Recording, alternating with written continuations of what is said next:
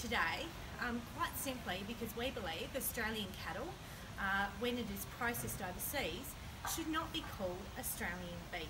It's as simple as that. It's about safeguarding a $22 billion industry, 35,000 jobs in regional Australia, and 100,000 associated jobs. And so we're really concerned that those safeguards are not there now. They need to be there, or this industry could be in jeopardy. So I'll pass along to... No, I just want to say that I represent, I come from Charters Towers, which is the biggest beef growing area in Australia by a fair distance. And we had the biggest meat works in Australia there for many years. And we've had 7 groups wanting to open meat works. All of them were Chinese. And all of them, because it was suggested that we do quartering in Australia. No, they said that we want everything done in Australia. When Australia's stamp, meaning it's all done in Australia, they have question marks over the hygiene of the processing clearly in China.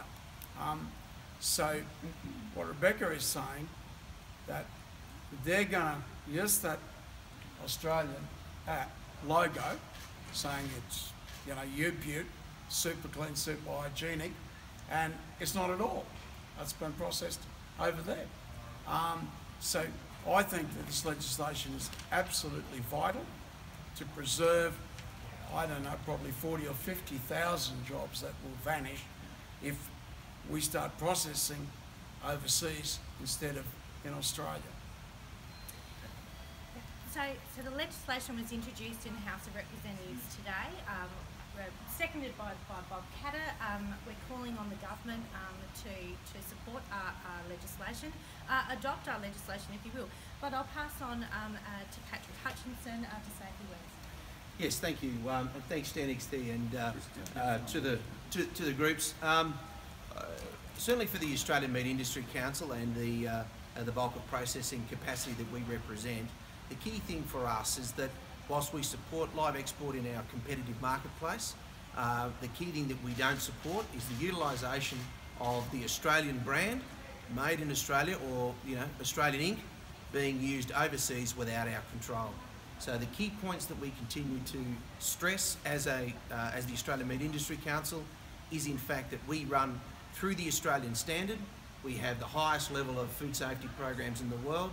We also have the highest level of worker safety in the world, and so therefore, and animal welfare. And so therefore, all of that combination is what underpins our Australian brand overseas, and that's what underpins our all of our jobs here in Australia and our product. And when you see Australian branded overseas, that means clean, that means green, that means safe, and that means happy.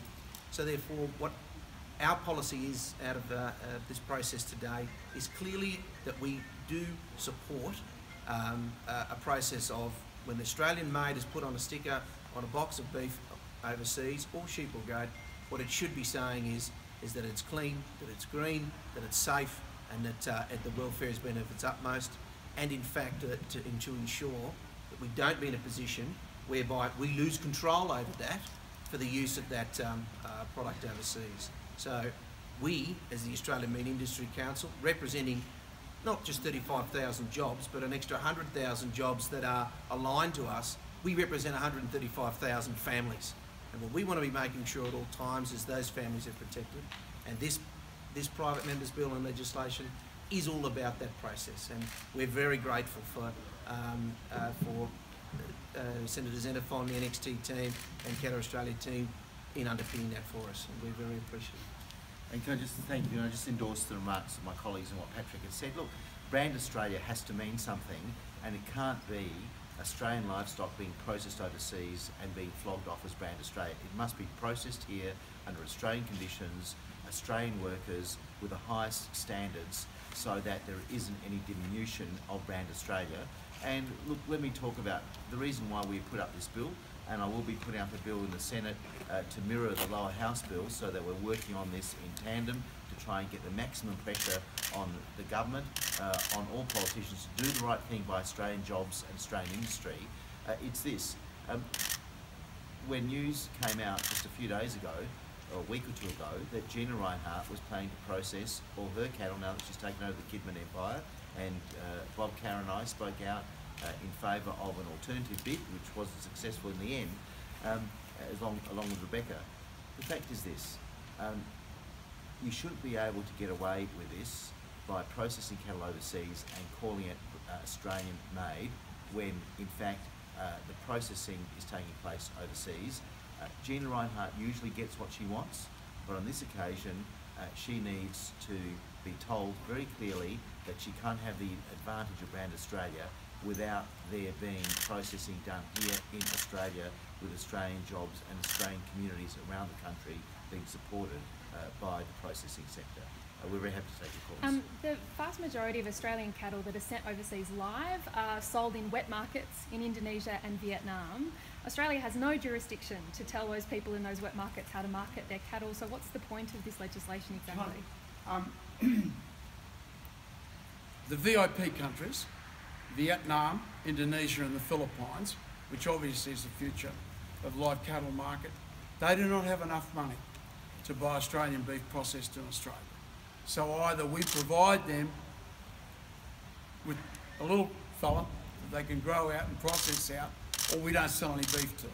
Now that's entirely different than China, where there's 100 million people wealthier than Australians in China. It's an entirely different issue there completely. And there is not the slightest doubt in my mind that the statements made by Gina Reinhardt clearly imply that not only is she going to sell it into China as hygienically processed clean green Australian, but she's also going to import it back into Australia and close down meatworks here in our country. But this legislation would also apply to the meatworks, into the wet markets. So how do you make sure that it's different? This legislation will ensure that Australian companies or Australian individuals who are marketing our meat, our cattle, if they're processed overseas, they cannot call it Australian beef. And there will be penalties, and you're right, I mean, we can't control what happens in the rest of the world, but I do think that we have some ability to control what Australian individuals and Australian companies say and do with our Australian cattle. And we're conscious of the division on, but it actually goes way beyond the issue of wet markets. This is about taking it to a whole new level, and that is processing the meat in a processing works, not in wet markets, and being marketed as Australian beef. We don't believe that should occur. There's a chain of responsibility there which ought to be able to be enforced. And I think it sends a very clear signal to Australian companies to be part and parcel of that, as Ms Reinhardt appears to have said in terms of her corporate plans for Australian livestock going overseas and being processed there. So the government has input on another matter. Sorry, can we just ask, because I know you've got a minute. No, I just want to add one thing. The bulk of that is the Indonesian market, and having an Australian tag is not an advantage there because they want halal kill, and their national dish is rendang, which is a beef dish. Really it doesn't arise in that situation, but it does in the other two countries. Your question's quite valid. Do you think that the live exporters in your electorate, Mr Catter, would be offended that their product could not be marketed as Australian? No, not at all. And look, if I just might, to round this thing off, as I said, the red meat You processing... represented the live market at one stage. Yeah, the red meat processing sector in Australia is still very supportive of the live export industry as a competitive process within Australia. The thing that we want to be making sure of is that when product is processed overseas, so Australian product, Australian cattle, sheep and goats are processed overseas, that in fact they don't get the opportunity to use the brand Australia, of which we pay for here with the most expensive regulatory burden in the world for processing, the most expensive workforce and the most expensive livestock. So those three key areas is what we are saying, that we don't want to be making sure that anybody that is an Australian-based company could get a free ride overseas. What happens with sovereign countries and sovereign nations in regards to how they deal with their own misbranding, I can tell you that Trade and Meat Industry Council, together with MLA and others, are always on the lookout for misbranding of product in those wet markets, in other processes that go on. So that's always going to be an issue. This is purely and simply about ensuring that the amount of investment that the processing industry of Australia makes in that health, welfare and biosecurity areas is that brand Australia and can't be misused by something outside of our control. Any that's other as clear as questions simple on as that. the livestock bill? Yeah, actually, even like in China, this is if you actually. Can you speak up a little bit? Sorry. Even you process Australian live cattle in China, there are still regulations actually that companies has to meet.